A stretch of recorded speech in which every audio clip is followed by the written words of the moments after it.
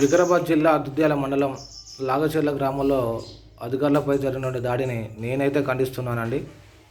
ఎందుకంటే ప్రభుత్వం ఒక ఇండస్ట్రియల్ ఏర్పాటు చేయడం కోసం భూసేకరణ చేసేటువంటి కార్యక్రమం చేపట్టింది.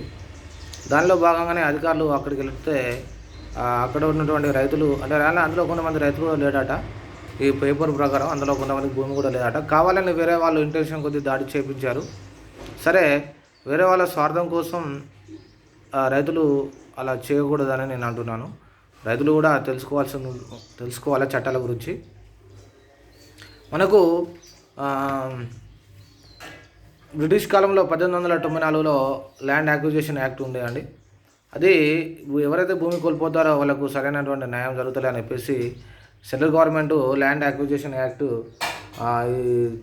2013లో తీసుకొచ్చింది.